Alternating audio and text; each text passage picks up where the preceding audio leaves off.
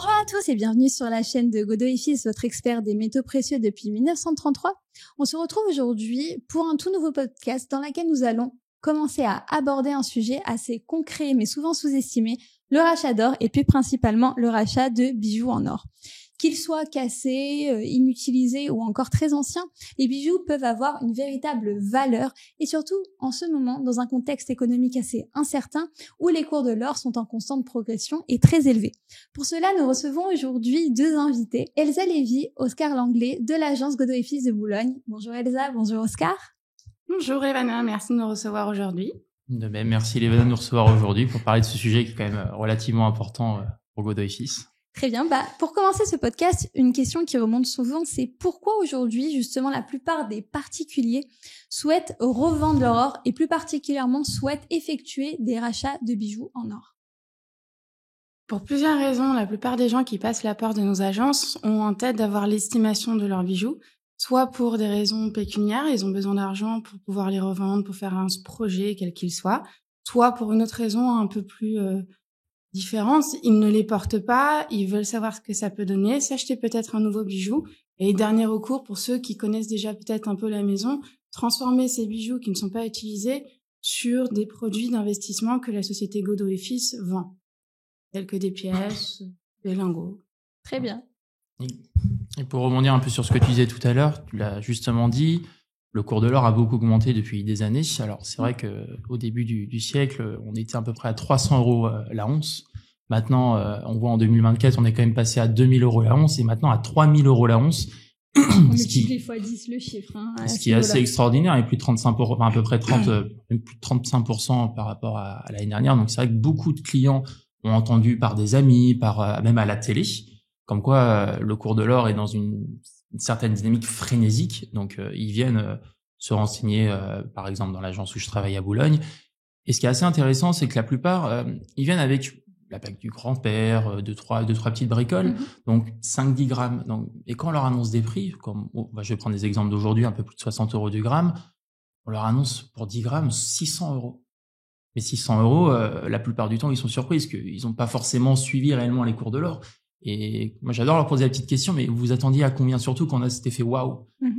Et là, ils sont, je m'attendais à 200, 300 euros, allez, peut-être 400 max. Et à chaque fois, ils s'attendent pas à ça, que ce soit pour les produits d'investissement ou pour les bijoux, ils ne s'attendent jamais à ça. Et c'est là où c'est quand même assez intéressant de renseigner le client et surtout de leur indiquer. De continuer de chercher dans les tiroirs des choses qu'ils ne portent plus. Il y a une boucle d'oreille, pas l'autre, un bracelet qui s'est cassé, des choses comme ça où on se rend pas compte, mais en fait, nous, on les rachète, qu'ils soient en état ou cassés. Ça reste de l'or avec la même proportion pour certains, parce qu'il y a des titrages différents. Mais ça, après, nous, on va tout faire en expertise et pour pouvoir voir après un joli montant par chèque ou par virement. Ok. C'est ça. De petites boucles d'oreilles, 2 grammes, plus de 100 euros. C'est assez formidable. C'est quand même assez intéressant. Et justement, chez Godot & Fils, comment se déroule un rachat d'or ou un rachat de bijoux en or?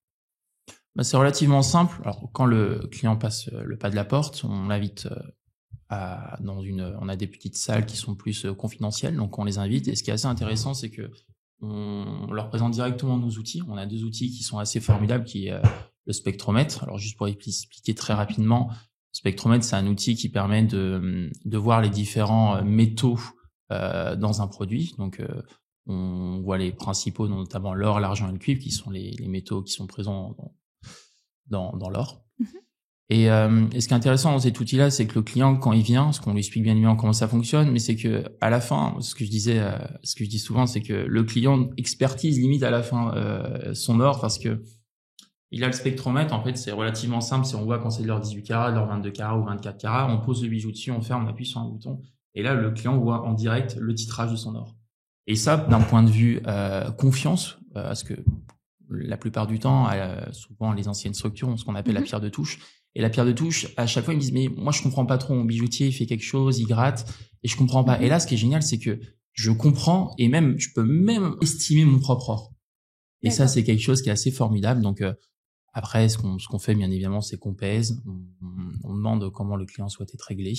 Et bien optimisé. C'est vrai qu'une transaction peut durer 5 minutes, parce que l'avantage de cet appareil, c'est que c'est extrêmement rapide. Qu'un client vienne avec un seul bijou ou une quinzaine de bijoux, bien optimisé en 5 minutes. Le client, s'il est pressé, il peut repartir. Et ça, c'est la grande donc, force de Godot et Fils. On va dire que grâce à cette machine, il y a une certaine transparence que vous avez, vous, de complètement. votre côté avec les clients sur place. C'est-à-dire que de toute façon, tout est transparent chez Godot. Déjà, quand il arrive, tout est affiché. On a effectivement toutes nos équipes sur place, que ce soit à Boulogne, à Neuilly ou dans les autres agences de Godot et Fils. Quand il arrive, il y a le SAS sécurisé si jamais il veut être plus à l'aise. Les instruments tout est fait devant la personne, que ce soit pour une estimation ou littéralement une personne décidée pour faire le rachat.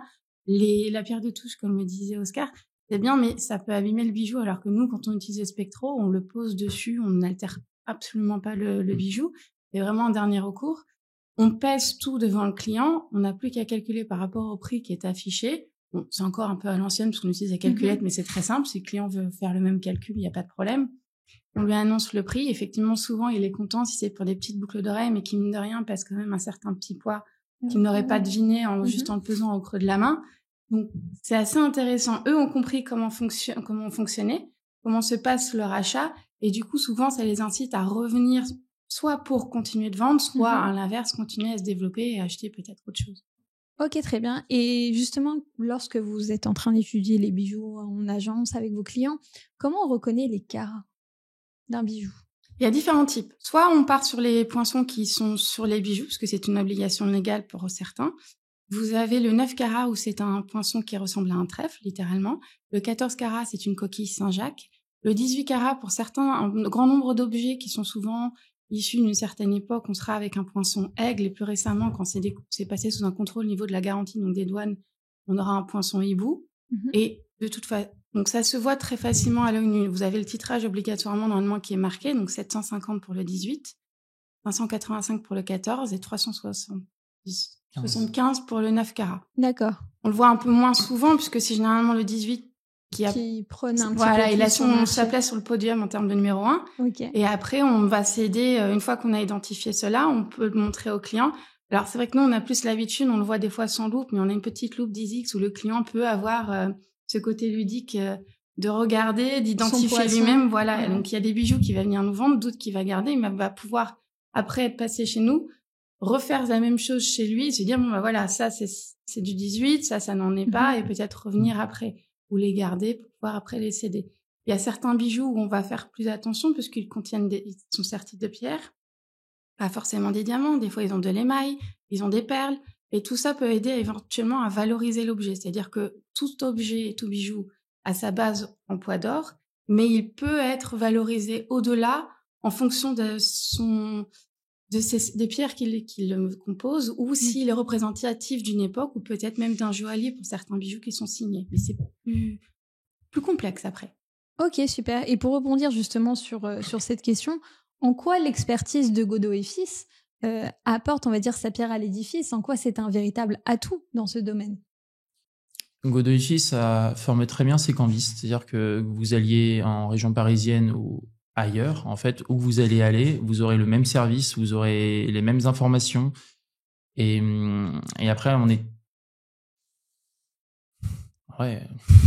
On est assez bien formé. La maison existe depuis 1933, donc ça a un peu plus de 90 ans.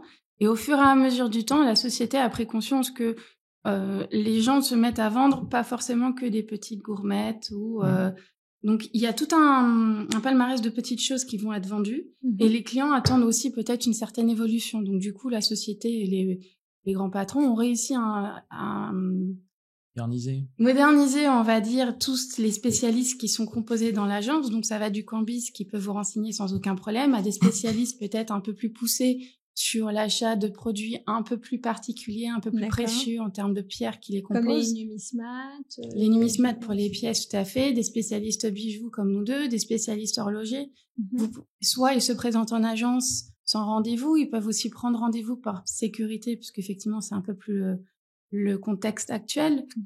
Ils viennent, on a fait venir ces personnes en fonction des produits qu'ils ont, et comme ça ils ont une réponse claire, précise et nette sur les estimations qu'ils peuvent demander ou sur le rachat qui va se faire par la suite. Très bien, ok. Donc on va dire que chez Godot et Fils, on a cette particularité d'avoir un certain professionnalisme et aussi une totale confiance avec, on va dire, le cambiste ou le professionnel avec lequel on va échanger. Ah oui, tout plus à fait. particulièrement. Une grande transparence surtout. Notamment, les agences ont des très, très belles devantures, mais séparées à l'intérieur. On dit tout, on explique tout.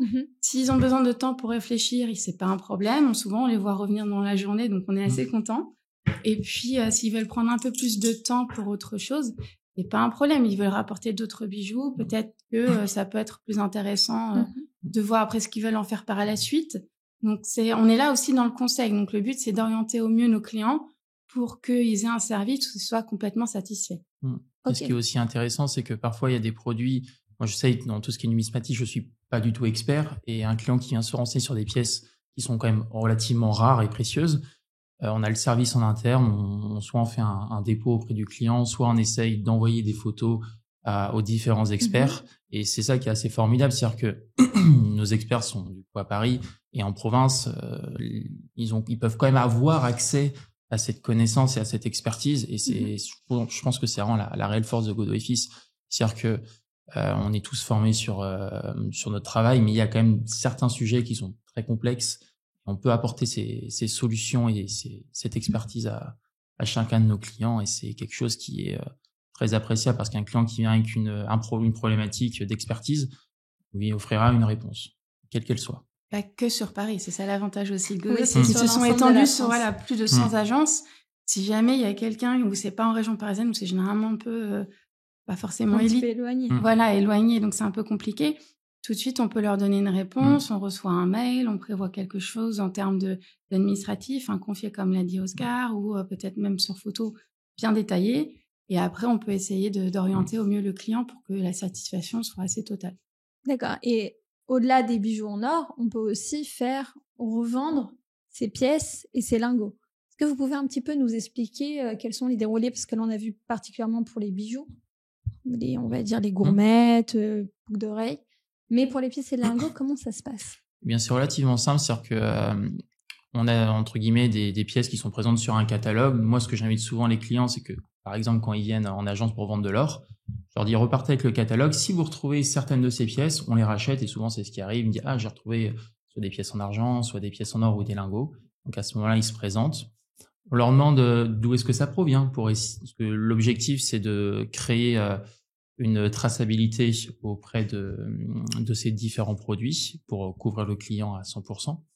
Donc, on collecte les taxes, ce qui est assez intéressant, parce que le client, la plupart du temps, a peur, il n'est pas du tout renseigné. Donc, on lui explique comme quoi, que ça soit la taxe des métaux précieux, qui est le cas où vous n'avez pas de facture, ou la taxe sur la plus-value, qui est le cas où vous avez une facture nominative. On collecte toutes ces taxes. Donc, le client, ce qu'il est relativement content, parce qu'il a souvent, entre guillemets, peur des impôts, ce qu'il dit, ce que je dois faire des déclaratifs, ce que je dois pas en faire.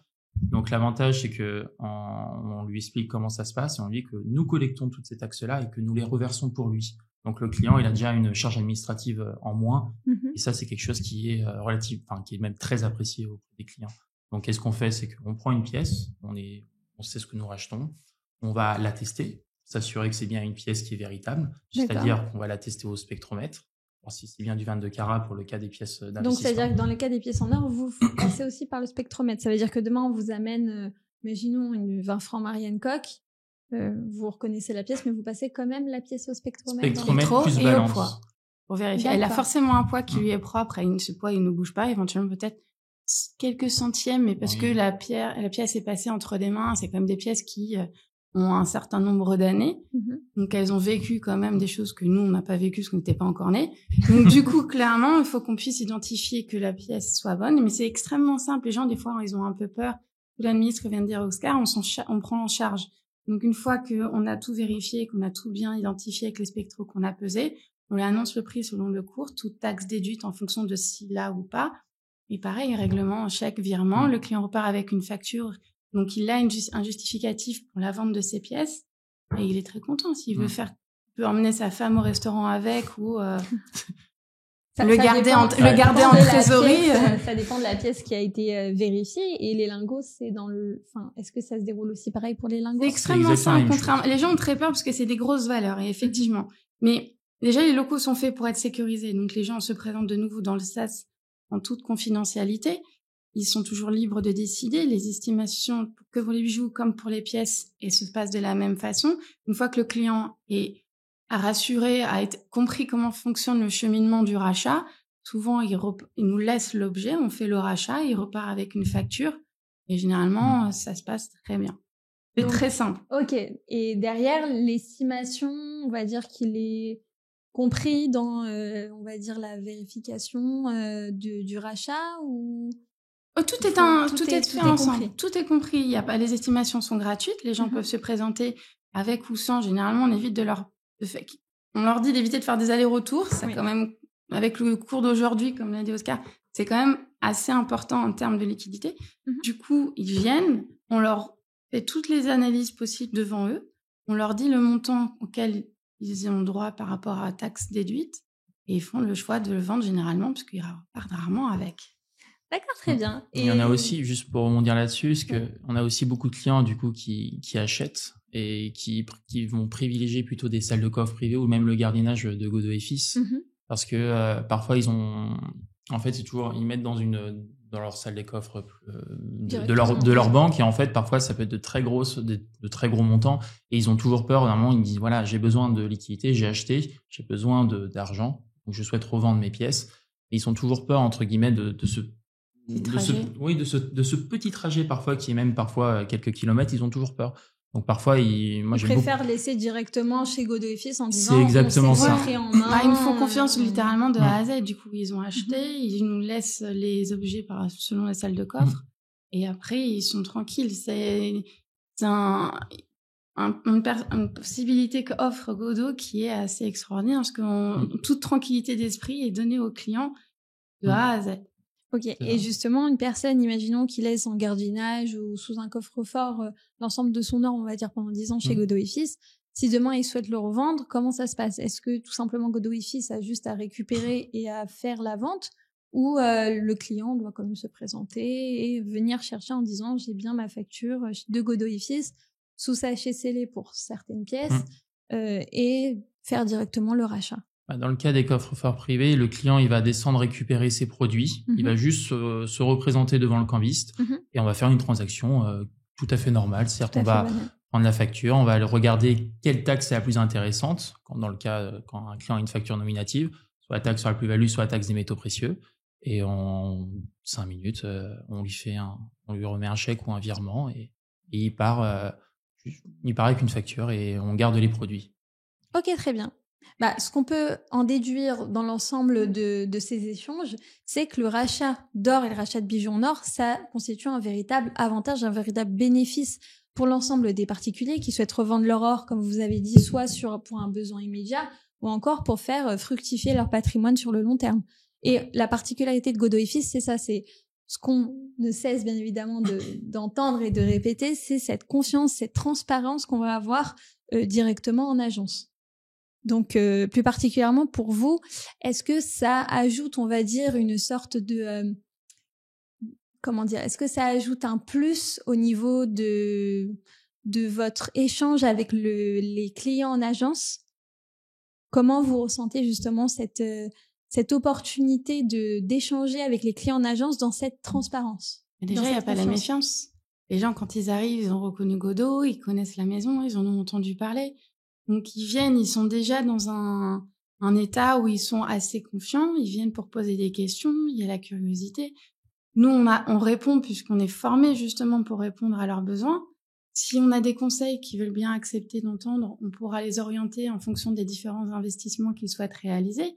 Si c'est dans le cadre de la vente, on peut à nouveau les orienter par rapport aux produits. Si jamais ils ont un petit ressentiment, qu'ils n'ont pas forcément envie de vendre tout de suite, on fait attention de bien leur préciser qu'il y a quand même des petites modalités quand vous vendez de l'or. Donc il faut faire attention, il faut bien décider. Bien être décidé. Et après, c'est plus pratique pour le client de se dire, voilà, j'arrive dans une maison où je sais que je suis en confiance. Les cambistes ou les spécialistes répondent totalement à mes désirata, donc c'est parfait. Donc c'est agréable d'aller travailler tous les jours. Oui, c'est ce qu'on peut comprendre. Et justement, la particularité dans ce que vous avez dit aussi sur la revente de pièces, c'est les taxes. Vous pouvez un petit peu nous en dire plus sur ces taxes, entre la taxe des métaux précieux et la taxe sur la plus-value? Au niveau des deux taxes, pour la faire simple, c'est comme je disais tout à l'heure, il y a le cas où vous avez soit une facture, soit un acte notarial. quand vous avez une facture ou un acte notarial, vous avez accès à 2 types de taxes. Soit la taxe des métaux précieux, soit la taxe sur la plus-value. Il est vrai que tous les clients qui ont acheté ces dernières années, on privilégie plus la taxe des métaux précieux, qui normalement la taxe un peu plus dure, qui est de 11,5%. Mais vu que l'or a beaucoup augmenté, en fait, l'avantage de la taxe sur la plus-value, c'est un peu comme pour l'immobilier, pour ceux qui connaissent un peu plus. Souvent, on connaît plus les taxes sur la plus-value au niveau de l'immobilier que sur l'or, mais c'est exactement la même chose. C'est un barème dégressif sur 22 ans. Les premières années, c'est 36,20% pour arriver en 22 ans à 0%.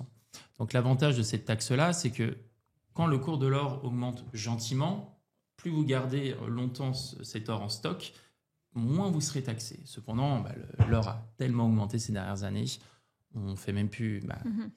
On va même plus demander. Enfin, on peut toujours demander les documents comme les actes notariaux ou les factures d'achat, mais on va plus privilégier la taxe sur la taxe des métaux précieux, parce que notre logiciel est quand même très bien fait, donc on va tout remplir et il va nous annoncer la meilleure taxe pour le client. Parce que nous, notre objectif, c'est quand même que le client parte avec le plus possible. Avec le plus possible et qu'il soit quand même content de son... C'est exactement ça. C'est à nouveau cette transparence justement qu'on met en place, où on explique tout, on dit tout au client, on présente tous les chiffres éventuellement. Nous, on baigne dedans, donc on a l'habitude de manipuler les chiffres. Des fois, les personnes, c'est plus compliqué. Pourquoi cette taxe-là et pas une autre? Est-ce qu'ils ont quelque chose à payer? Donc, on s'assure que les clients ont bien compris qu'on se charge de tout l'administratif, on se charge d'avoir tout calculé et que la somme qu'on leur donne, il n'y a rien à déclarer, il n'y a rien à payer et que c'est pour eux. Ce qui est génial, c'est que sur les factures, tout est notifié. Parce que le nombre de clients qui me disent « Oui, j'ai vendu pour X milliers d'euros », ils me disent « Mais moi, j'ai peur que demain, la banque me dise d'où est-ce que vient cet argent, que les impôts ou le fisc me disent d'où vient ce montant. » Ils ont tous très peur. Mais l'avantage d'avoir une facture Godot & Fils, c'est qu'on va générer un virement Godot & Fils et les banques nous connaissent. Donc, moi, je peux te dire que moi, à chaque fois, la plupart de mes clients, j'ai eu aucun client, quel que soit le montant, qui m'a retoqué. Et ça, c'est l'avantage parce qu'on nous connaît. Godot & Fils, on est en toute confiance. Et on est tranquille au niveau des complètement. C'est exactement des banques, des Ils nous connaissent, donc ça, c'est l'avantage. Parce que soit dans le sens que soit quand l'argent part du compte du client pour venir acheter chez nous, ou quand nous, on a fait un virement et que la personne reçoit. Donc, il n'y a pas de souci. Dans les deux cas, il y a forcément un justificatif par la facture. Tout le monde est assuré. Il n'y a aucun souci là-dessus. Et puis, c'est du coup plus agréable pour les clients. Surtout que l'estimation est gratuite aussi. Surtout. Toute estimation est gratuite. Les gens peuvent venir juste par curiosité. Ils ont un bijou qu'ils ont retrouvé ou ils ont des pièces qu'ils ont retrouvées aussi. Ou ils ont eu ça en cadeau. Ils n'y avaient pas pensé jusqu'à maintenant. Le cours de l'or, effectivement, est extrêmement propice.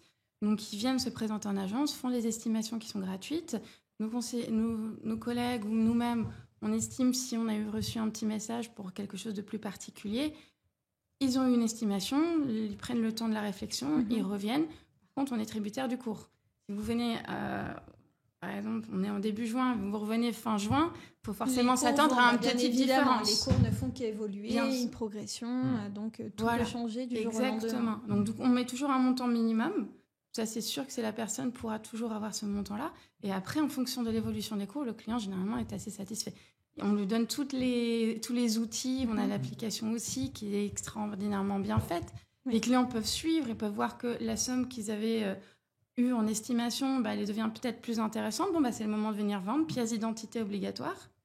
Se présenter en agence avec. Pièce d'identité obligatoire. RIP pour un paiement par virement. Pièce d'identité, c'est-à-dire, aujourd'hui, on peut dire même qu'une carte vitale est une pièce d'identité. Alors pas du tout. La carte vitale, c'est très joli, mais elle reste dans le portefeuille.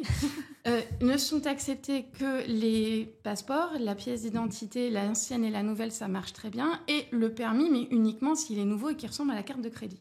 Ok, d'accord, très bien. Pas la version papier. Non. Pas la version papier. Donc, il faut vraiment avoir soit passeport, soit carte d'identité. Voilà. Et puis, il ne faut pas qu'ils aient peur. Nous, ils sont enregistrés effectivement dans notre logiciel, mais pour des raisons de sécurité dans les deux cas. Tout à fait. La facture identifie les personnes, mais ça leur permet justement, quand ils achètent, de pouvoir avoir la traçabilité de ce qu'ils ont acheté. Et nous aussi, pour pouvoir, quand ils revendent, pouvoir tout orienter et d'être très transparent à nouveau.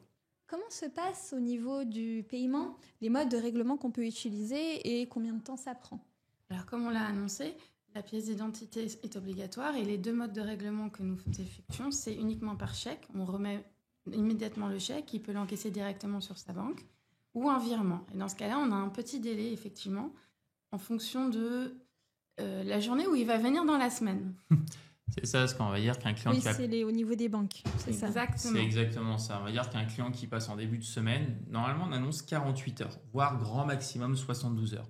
Donc, du lundi au mercredi, il n'y aura pas de problème. Cependant, quand on approche du week-end, les banques... C'est-à-dire, on passe le vendredi, on n'aura pas le virement samedi. C'est exactement ça. Normalement, le jeudi, ça peut arriver le samedi. Cependant, le vendredi, la plupart du temps, les clients reçoivent plutôt le mercredi.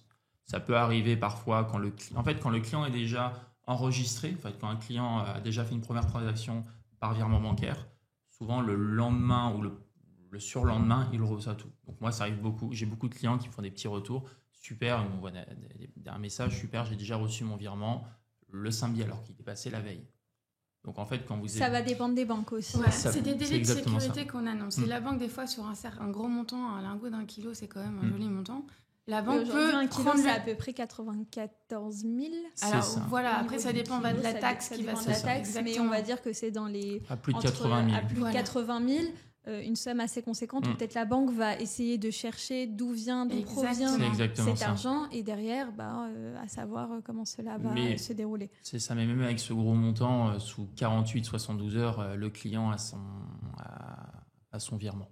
Ok, très bien. Écoutez, merci beaucoup Oscar et Elsa pour cet échange qui a été assez intéressant sur le rachat d'or en général et plus particulièrement sur le rachat de bijoux en or. N'hésitez pas à venir nous voir directement dans l'une de nos sources d'agences en France et dans les DOM bien évidemment. Vous pouvez aussi retrouver l'ensemble des prix et des rachats sur notre site achat-argent.fr. Vous pouvez également nous suivre sur les différents réseaux sociaux dont Instagram. Merci Elsa, merci Oscar, à très bientôt.